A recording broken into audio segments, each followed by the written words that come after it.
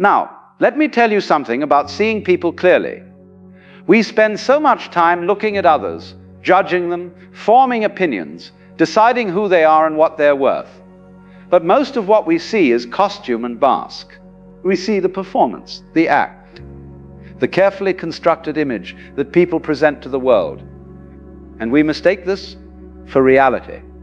But there are two things, just two simple things, that will show you who someone really is. Not what they say they are, not what they hope to be or what they wish you would think of them, but what they actually are, underneath all the pretense and posturing. The first thing to watch is how they behave when there's nothing in it for them. When there's no audience to impress, no reward to chase, no advantage to gain. Do they still show up? Do they still care? Do they still act with decency and kindness? Or does the whole performance collapse the moment the spotlight moves away? You see, most people are quite wonderful when it serves their interests. The salesman is charming when he wants your money. The politician is compassionate when he wants your vote. The lover is attentive when he wants your affection. But what happens when the transaction is complete? What happens when there's nothing more to get from you? This is when the mask slips. This is when you see the real person standing there, perhaps confused that they even have to keep pretending now that the deal is done. Watch how someone treats the waiter who has already brought the food. Watch how they speak to the person who has no power over them, who can offer them nothing, who is simply another human being standing before them. I remember watching a man once in a restaurant. He was quite important, or at least he thought he was. Important job, expensive suit, the whole production. And he was dining with someone equally impressive, someone who could advance his career. You should have seen the performance. The smiles, the laughter, the careful attention to every word his companion spoke. He was the very picture of charm and consideration. But when the waiter came to refill his water, he didn't even glance up. When the busboy bumped his chair by accident, he snapped at him without breaking his conversation with the important person. The young man who brought more bread to the table might as well have been invisible. And right there, in those tiny moments that he thought didn't matter, his true character revealed itself. Because you see, character is not what you do when people are watching. Character is what you do when no one important is looking. When there's no credit to claim, no reputation to protect, no game to win. That's when the truth comes out, like water finding its level. The second thing to watch, and this is equally important, is what amuses them, what makes them laugh. Not the polite laughter of social occasions, but the genuine, spontaneous laughter that bubbles up when they forget to control it. Because laughter is one of the most honest things about us.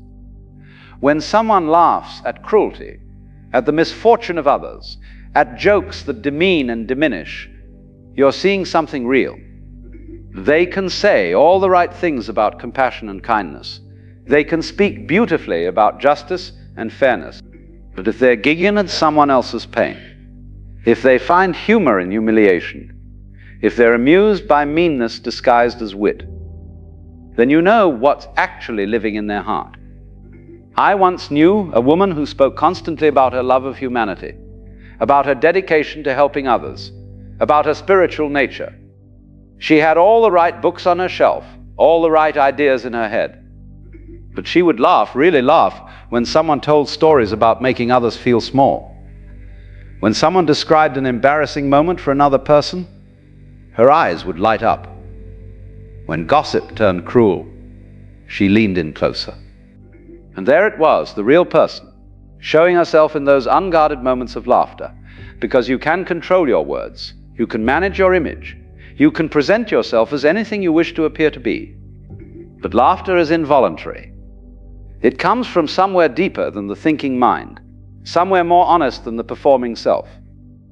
Show me what makes a person laugh, and I'll show you what they really value. Show me what they find funny, and I'll show you what they truly believe about the world and the people in it. The person who laughs with genuine joy, at kindness, at absurdity, at the playful innocence of life, they're revealing something beautiful. The person who laughs at suffering, at weakness, at the struggles of others, they're revealing something else entirely. Now you might say this seems too simple. Surely understanding someone's character is more complex than watching two things. And yes, humans are complex creatures. We contain multitudes. We contradict ourselves. We're capable of both cruelty and compassion, sometimes in the same afternoon. But these two things, how people behave when there's nothing to gain, and what genuinely amuses them, these cut through all the complexity. They bypass the thinking mind, the strategic self, the image maker. They show you what happens when the controls are off, when the guard is down, when the person simply is, rather than tried to be. Think about it this way. Every person you meet is performing a role to some degree. They're playing the part of the successful professional, the devoted friend, the spiritual seeker, the sophisticated person, whatever identity they've constructed. And some of these performances are quite convincing. People can maintain them for years. But the performance requires effort. It requires attention. It requires the person to remember their lines and hit their marks. And there are moments, brief moments, when the effort relaxes, when they forget to act, when they simply react. Those moments when there's nothing to gain, that's when the effort drops. Why pretend for the waiter? Why be kind to the janitor? Why treat the homeless person with dignity? There's nothing in it for you. And so if the kindness was only ever a costume, it comes off. But if the kindness is real, if it comes from something deeper than strategy, then it continues. It flows naturally. Because it's not work to be kind. It's simply what you are. And those moments of laughter, those are equally unguarded. Laughter happens too quickly for the strategic mind to catch. It erupts before you can think about how it looks or what it says about you, and so it reveals what's actually there, underneath all the careful construction of image. I'm not talking about occasional slips. Everyone has bad days. Everyone has moments of impatience or thoughtlessness. What I'm pointing to is the pattern, the consistent way someone shows up when they think the moment doesn't count, the habitual response they have to other people's pain or joy.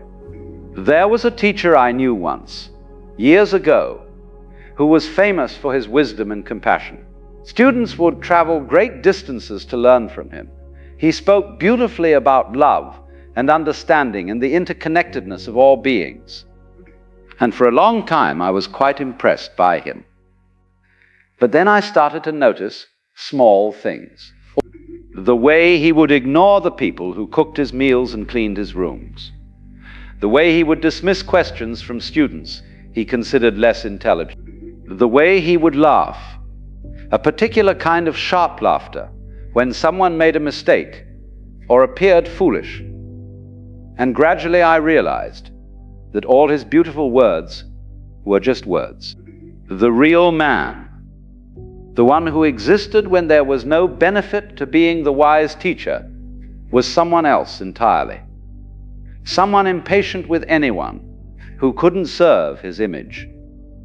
Someone who found amusement in the stumbling of others. The contrast between his performance and his reality was so stark that it became almost comical.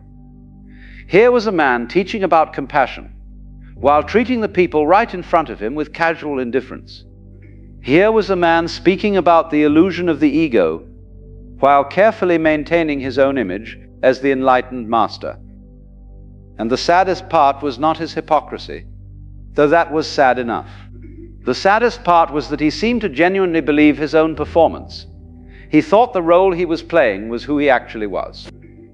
This is what happens when we don't pay attention to these two things. We get lost in the story people tell about themselves. We believe the performance. We confuse the actor with the role, and then we're surprised when the person we thought we knew turns out to be someone entirely different. But if you watch how someone behaves when there's nothing in it for them, you won't be surprised. You'll see clearly. You'll know who you're dealing with.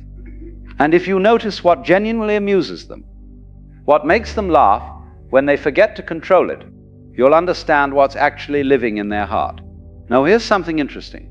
Once you start paying attention to these two things, you'll also start noticing them in yourself. You'll catch yourself being short with someone who can't advance your interests. You'll notice yourself laughing at something cruel or mean-spirited. And in those moments, you'll see your own character revealing itself.